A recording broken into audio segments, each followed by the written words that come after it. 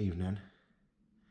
If there's one thing I'm good at with cars, it's getting massively fucking sidetracked with whatever just comes into my head at the time. What I planned to do at the start of the day and what I end up doing is wildly different, and that's what's happened this time as well.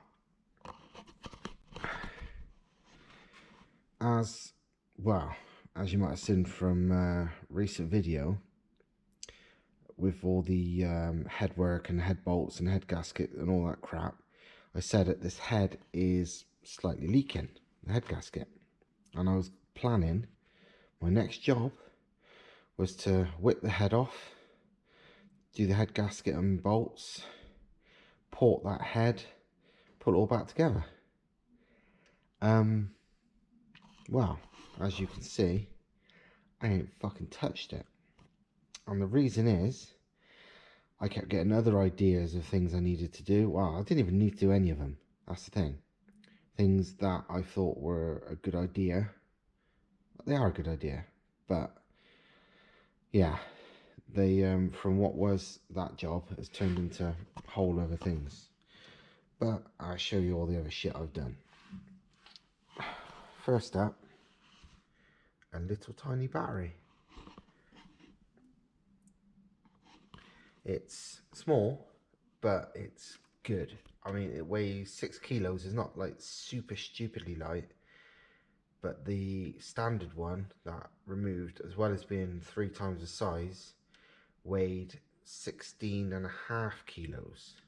So this has saved just over 10 kilos by having that instead of the original one, and it saves a lot of space. I haven't moved it back. I mean, obviously people relocate their batteries further back for better weight distribution and that kind of shit, but it's fucking 6 kilos, so it don't matter. As well as that, not for a safety reason, but because it just saves me constantly disconnecting the battery when I'm working on it, I put a battery isolation switch here. It's actually mounted, while that bracket almost looks like it's some kind of factory thing for it. It's not. I can't even remember what that bracket's for. It's a standard Volvo bracket from something off a cylinder head, I think. I can't remember. But either way, it was just kicking around, and it's just oddly the perfect shape to mount the cutoff to the truck tower there. So yeah, obviously key in there, Shazam. Very old looking. It's never been used, but I seem to have had that one for fucking years. It's faded to hell, but it's there. So it cost me nothing. That cost me, I don't know, can't remember what this cost me. 40 quid, not much. It's quite cheap, that battery, and I've seen it used on, like, you know, 3.5, 4 litre truck cars, and it starts them no problems, but it start bloody 2 litre Volvo nowhere, as I'm sure. The other thing I've done, which took far more time than I'd ever want to admit, was, while all I wanted to do at first was sort out the wiring under the dash a bit, tidy it up, because it was a bit of a fucking mess. Partially previous owner, partially just Volvos. Yeah, I ended up sort of losing my rag with it a bit and stripping out the whole fucking lot. Thing is, it's not really a bad thing, because the standard heater matrix and blower setup and all that, and just general bits and pieces under there, is fucking heavy. I mean, no joke. I think it was about 30 kilos worth of stuff I've removed. So, you know, as well as, you know, all I wanted was easier access to everything. But it saved a hell of a lot of weight. A hell of a lot of weight. This is all the wires. I'm not sort of tidied them back to where I want them to go yet. This is just all everywhere. Flashback.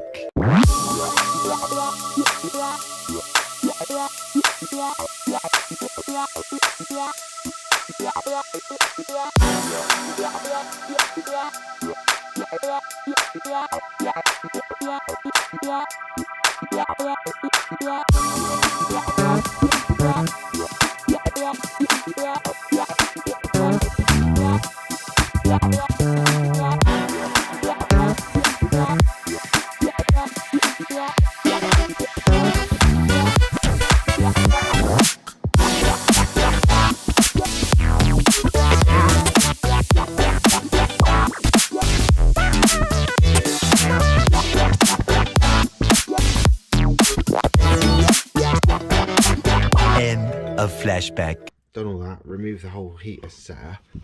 What I've got to replace it is this, a windscreen demister and car heater for like race and rally cars, and it's well proven, this one. It's been used on loads of bloody cars, race cars, rally cars, and it works good.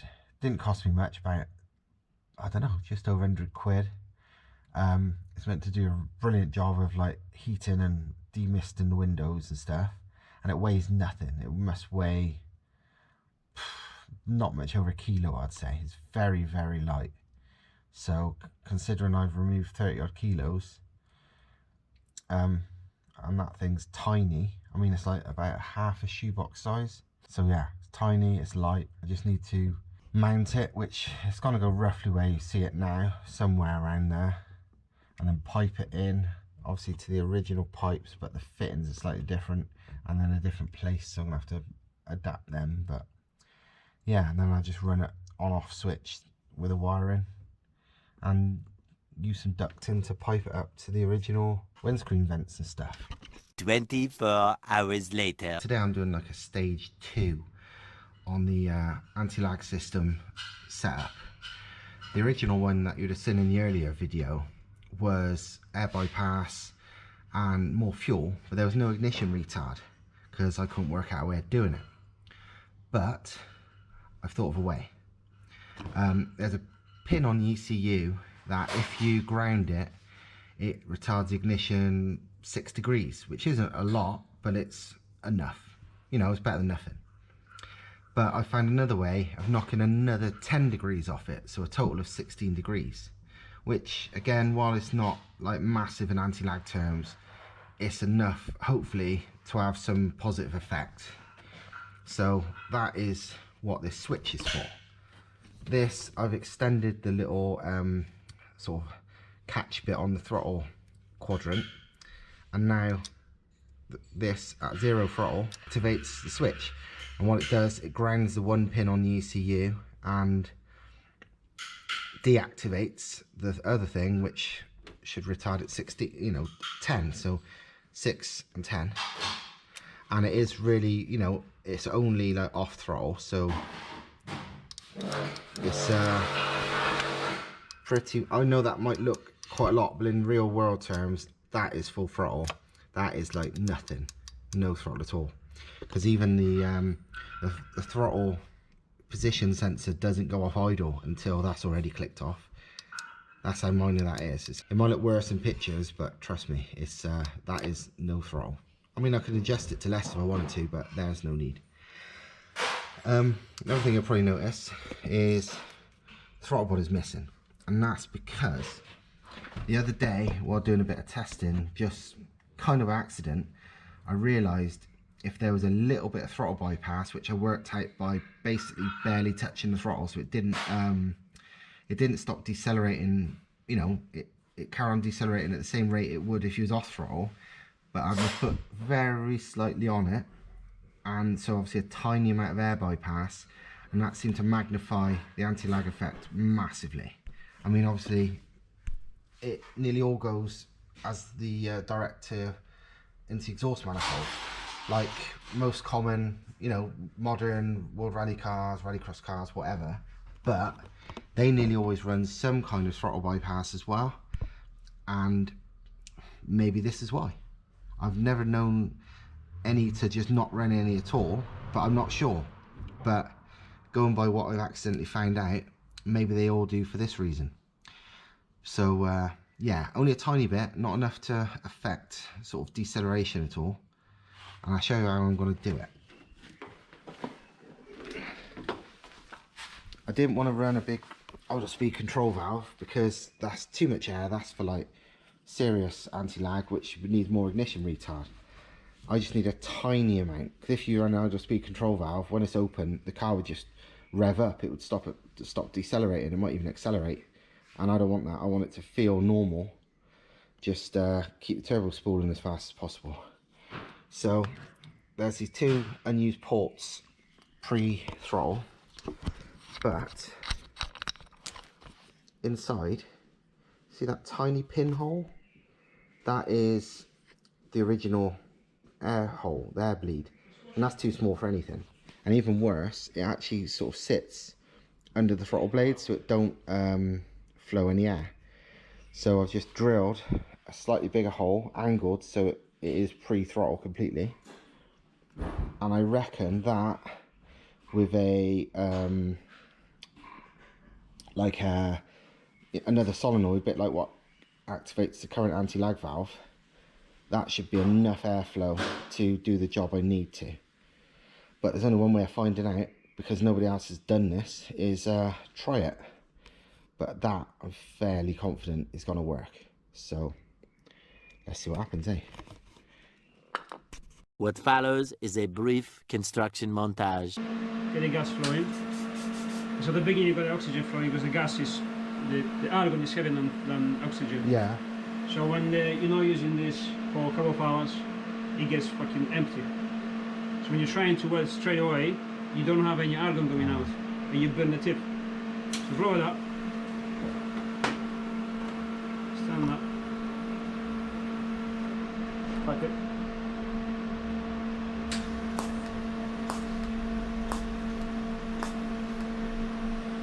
Place in place. And get a thin one. Or wait.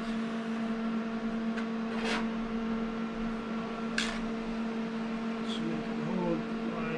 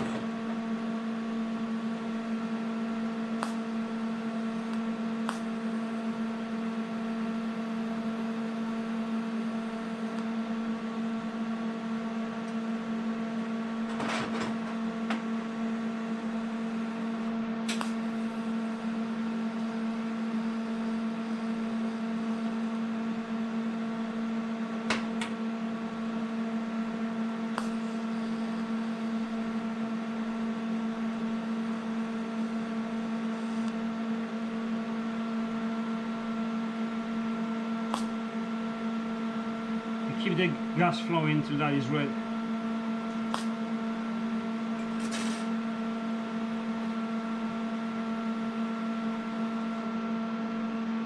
There's your adapter. Easy. That's That's the beauty of being able to TIG weld, is I needed a weird adapter for the air bypass, throttle bypass for the Volvo, for the anti-lag, and I needed like a big hose to a small fitting. And yeah, you could buy one like that if you want to wait and pay probably 25 quid, or we just adapt two things I'd lying around. That end was correct one end, that end was correct the other end. Weld the thing together. job done. Job done, no money, and I guarantee I wouldn't have used those things for anything else. So yeah, that's why being able to weld, especially TIG, is bloody handy. Because yeah, I could not live without the TIG. no, it just saves. Imagine every day when you come across stuff you haven't got, you'd have to just go and buy it every time and wait, and half the stuff don't exist anyway. I mean, you couldn't buy that. I would have to probably have that fit in and then about 4 bloody different adapters just to get to that. So instead, Problem solution in what, 2 minutes? Yeah. Job done. One thing I don't like about these bloody Volvos is the fittings for vacuum hoses. They're not barbed, they're just straight fits. And while that's probably fine for standard, I don't really like their odds of staying on with a shitload of boost, to be fair. So obviously the easy thing you do would be replace the whole fitting with suitable sized barbed ones, but I need it now and I ain't got the suitable size one. So, well, I'm going to improvise, and I'll show you how. I had this random fitting here, and I cut the end off it here, and it looks like it's just the right sort of size to very tightly go on there. And I'm hoping I can give it a few taps with a hammer and it will slip over it and make the perfect size for what I need. So let's have a quick go.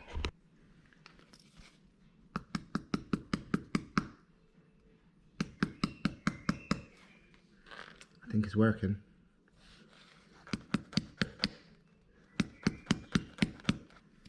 Fuck yes.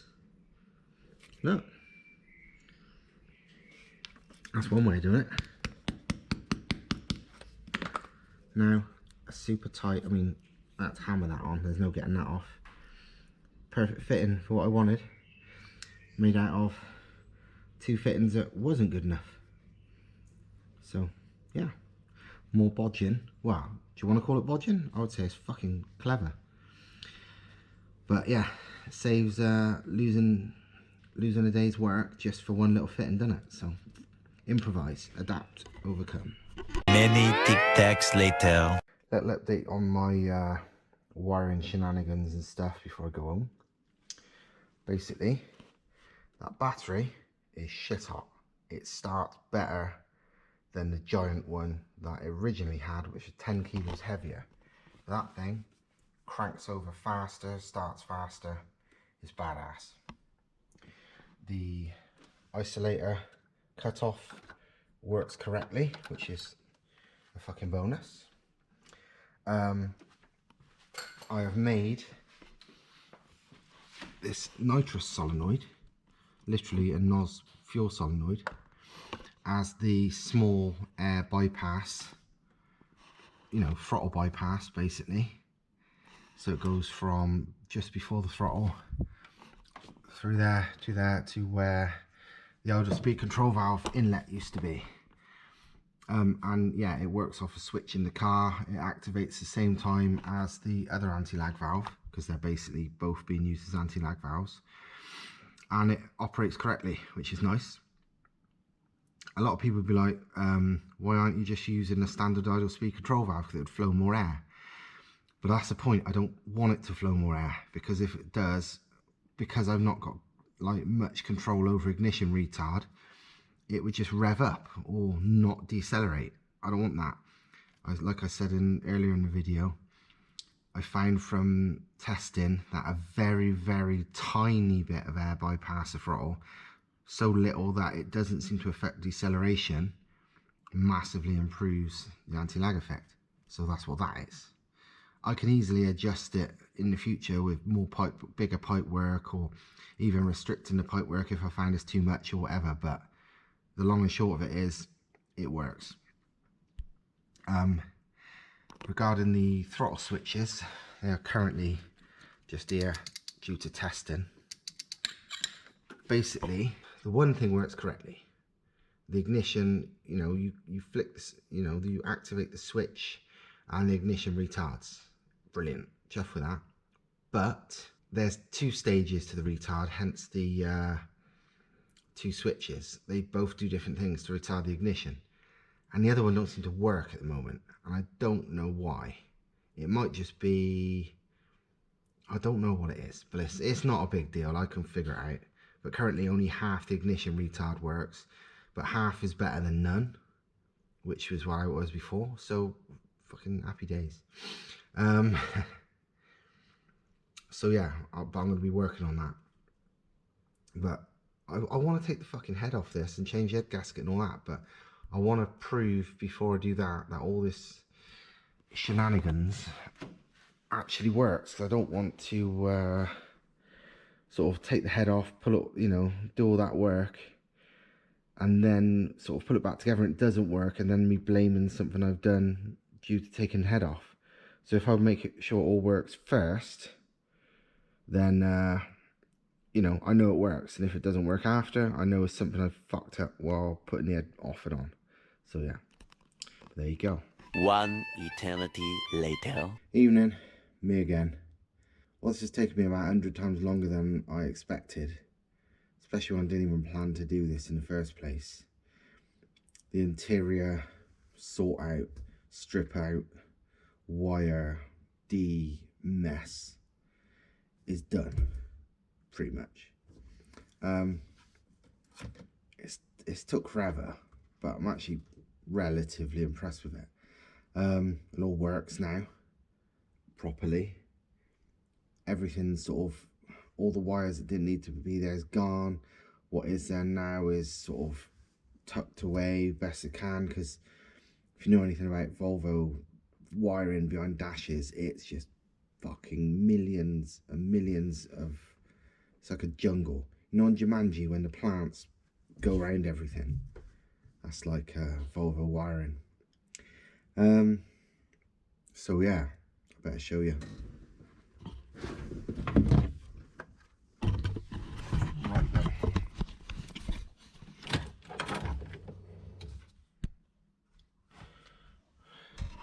This is what we got. Obviously the dash, it all works. The fuel pressure gauge has been relocated to there rather than that panel which was there and no longer exists. They're sort of more in my eye, so you know, saves me looking down to see what the crack is. So yeah, everything's back in, but it is now about 30 kilos lighter, and quite amazingly the wiring is pretty damn well hidden. I'm quite impressed with that, to be fair. Sort of, even though there's no dash there, you can't see the wiring because it's all hidden under the remaining top bit. I mean, I don't know if you can see through the vents, but it's all behind there. Even the vents I've semi-stripped. Normally the fuse box and relay box is behind the center console, behind the radiator, and not the radiator, behind the radio and all that shit. And it sort of lies down in the plastic, and it's a bugger to get to. Wires underneath, fuses and relays on top. But I've done it now in like rally cars are. Let me show you from here. So now it's standing up and it's facing me in the driver's seat. So basically, if I ever need to pull any fuses, change any fuses, I can now do it in seconds rather than 10 minutes like normally. And obviously because it's standing up, oh shite. Obviously because it's standing up, you can get to the rear of it as well, which is all the wiring there. So overall, a fuck sight better. Well, for what I want it for. As a lovely road car, maybe not, because it's not so pretty. But if you knew what's normally behind a Volvo dash, that this is normally packed. Hopefully some of the earlier footage will make you realise. But yeah, it's normally fucking tons of stuff.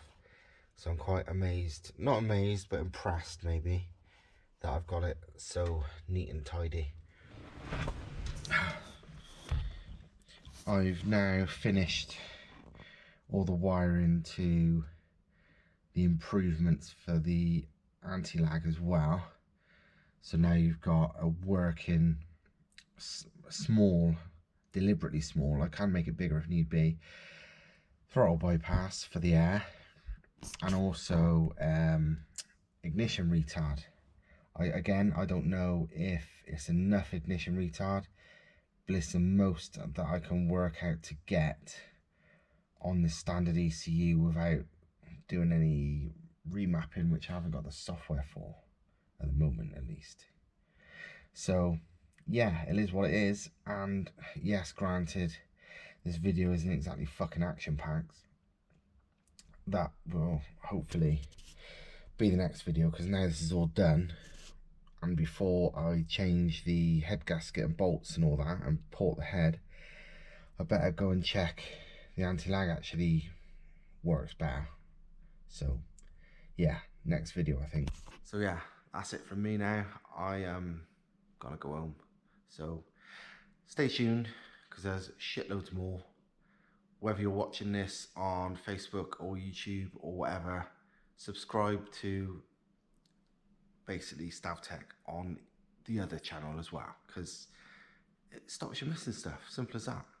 So, you know, if you're watching this on Facebook, go on YouTube and subscribe.